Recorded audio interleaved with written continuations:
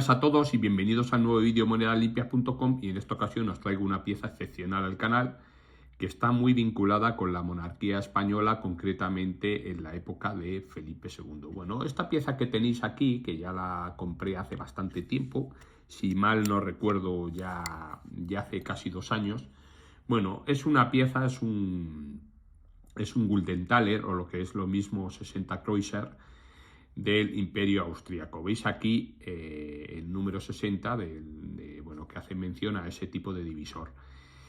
Estas piezas son importantes puesto que son el antecedente, por así decirlo, de los reales de A8 que se empiezan a labrar en el Real Ingenio de Segovia en época de Felipe II. Bueno, veis que esta pieza, la verdad que tiene algún signo de que fue engarzada. Veis, aquí por ejemplo hay como una especie de engarzamiento, o sea, una muesca que nos revela que hubo un engarzamiento, que lo utilizaron como joya. Aquí arriba también veis que hay un pequeño agujerito, y por eso esta pieza me salió bastante barata. Cosa de la cual, bueno, a ver, es cierto que sí que buscamos la calidad, ¿no?, en las piezas, pero es que de otra manera me hubiera salido muy cara.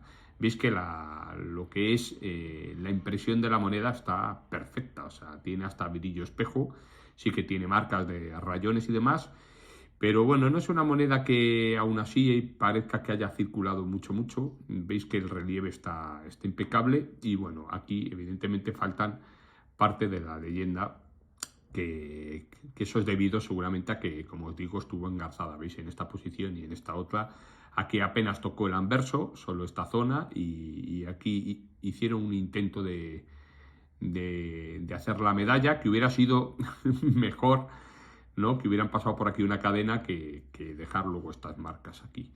Pero bueno, esta pieza es importante porque es una de las primeras piezas que se empieza a labrar a molino en la ceca de Hol, en Tirol, y como digo, pertenece a Fernando II. ¿Quién fue Fernando II? Bueno, Fernando II fue primo de Felipe II. Ambos tienen, digamos, de antepasados a Maximiliano I, ¿no?, que es uno de los primeros emperadores del Sacro Imperio Romano Germánico, que sucedió a Federico III.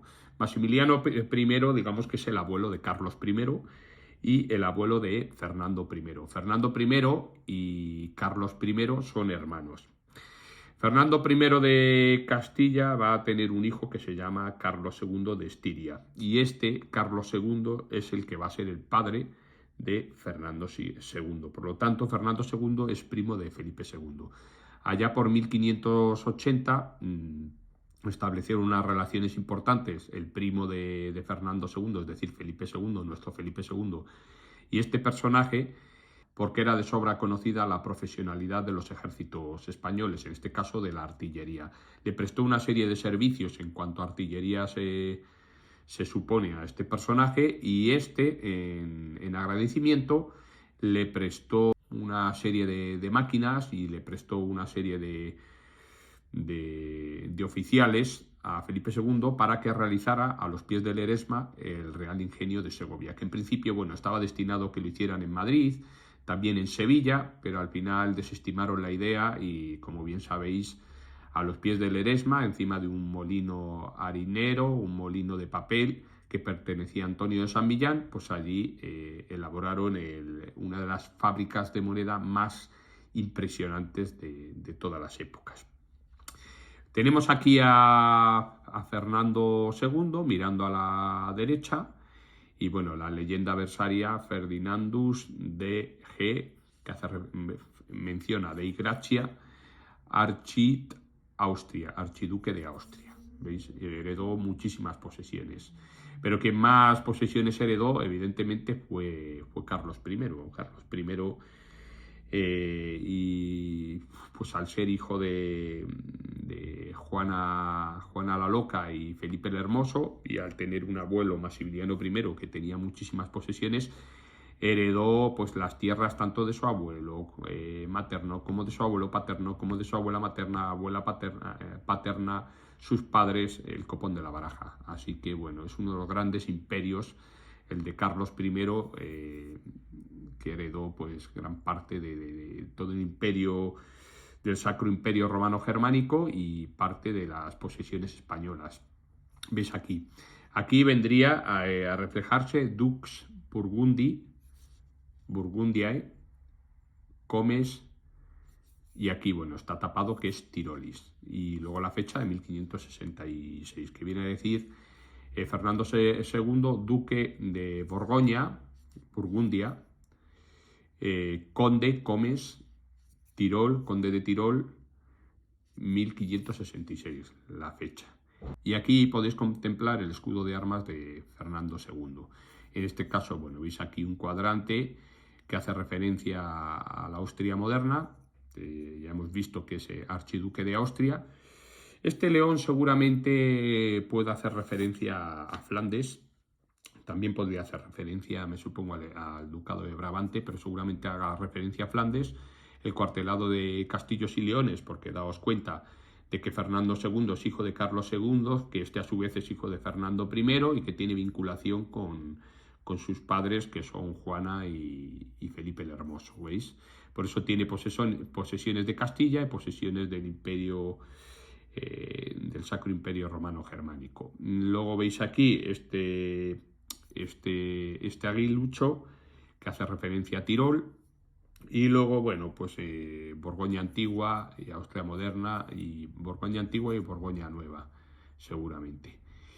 Y bueno, muy bonita. Aquí sale el rey mirando a la derecha con un cetro y con posición bueno, de militar, ¿no? Agarrando la espada. Pero, fijaos, aquí tengo otra pieza excepcional. Fijaos. Fijaos en la diferencia, ¿no? Esto ya es un taler. Esto es un taler. Estos talers, digamos que son famosos, puesto que constituían unas monedas con una garantía económica alta en esa época.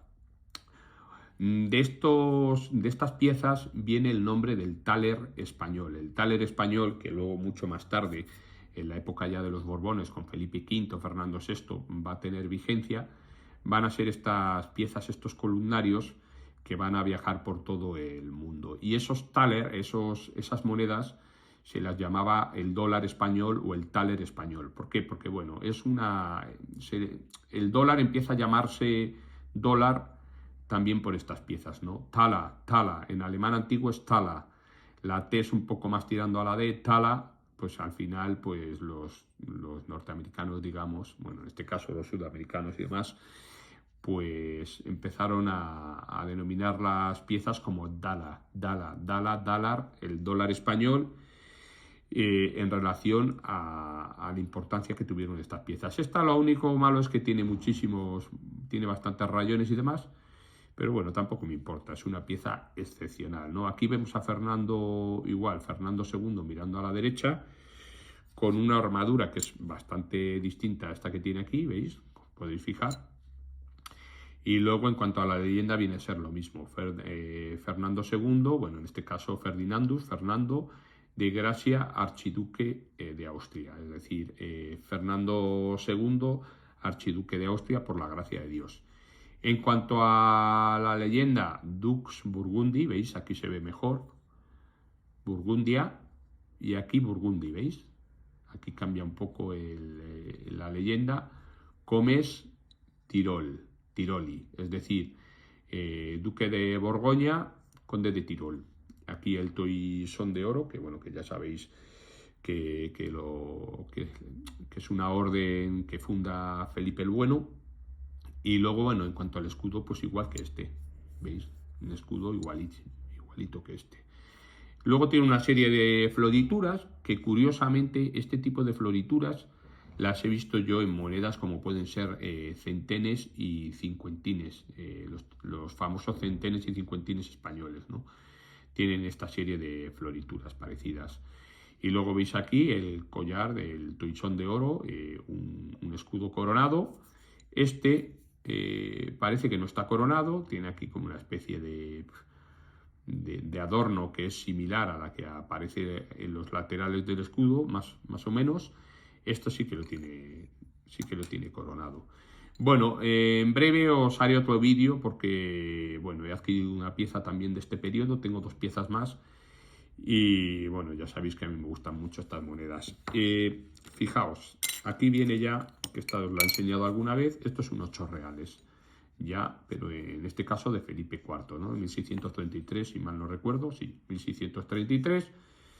A estas piezas también se pueden considerar los thaler, los dólares españoles, ¿no? Pero bueno, en realidad empezaron a tener muchísima más vigencia lo que eran los columnarios a partir de Felipe V. Sabéis que bueno, ya existen columnarios acuñados a golpe de martillo con Felipe II, pero luego a partir de Felipe V, con el primer Borbón, pues digamos que ya empiezan a realizarse ese tipo de columnarios que empiezan a tener vigencia en todo el mundo, incluso en China, en la India, etcétera, etcétera. Esta pieza, veis, que es, digamos que sería similar a un Felipe II, a un 8 reales de Felipe II, pues se nutrió de la técnica que emplearon en esta casa de Hall, en Tirol. Porque, como os he dicho, fue Fernando II quien le ayudó a Felipe II, que era su primo, a montar el Real Ingenio de Segovia a los pies del Eresma. Y fijaos qué pieza tan espectacular. Veis aquí el escudo evidentemente cambia. Aquí, por ejemplo, nos encontramos el cuadrante de Castillos y Leones, el escudete Portugal, Aragón, Sicilia, Nueva Austria. Veis aquí también está Nueva Austria, que podría ser esto también. Flandes Tirol, el Ducado de Borgoña antigua, Borgoña moderna. Y aquí veis el Ducado de Brabante. ¿Veis? Cambia un poco, pero bueno, Felipe IV también, como veis, tiene ciertas posesiones, tiene más posesiones, por ejemplo, el tema de Portugal. El Portugal ya pertenece a la corona, digamos, española. El Imperio Sacro Romano Germánico en esta época no tenía, evidentemente, Portugal, y España sí lo tenía, ¿no? Y bueno, veis aquí la diferencia, ¿no? La diferencia, Felipe IV de Igracia, la ceca de Segovia. Sin embargo, aquí la ceca se establece por el nombre de Tirol, Tirolis, que en realidad tampoco es que establezca la ceca. Aquí lo que está diciendo es el duque de Borgoña y conde de Tirol. Pero bueno, esta pieza por el arte y demás es de Tirol. Y luego por el otro lado, en el anverso, vemos que en el anverso aquí sí que nos muestra la fecha, 1633. Aquí la fecha no nos aparece, de todas formas será entre 1564 y 1595. Sin embargo, en esta otra pieza sí que nos aparecía la fecha, 1566, en este Gulden Thaler o 60 Kreuzer. Y bueno, 1633, un poquito más adelantado en el tiempo, y aquí pues la cruz con el cuartelado de Castillos y Leones, la orla polilobulada, la gráfila y la leyenda Hispaniarum Rex, rey de las Españas. Y las Españas incluyen pues todo el territorio peninsular y parte del territorio del Imperio Sacro Romano Germánico, que en esta época Felipe IV poseía, por así decirlo.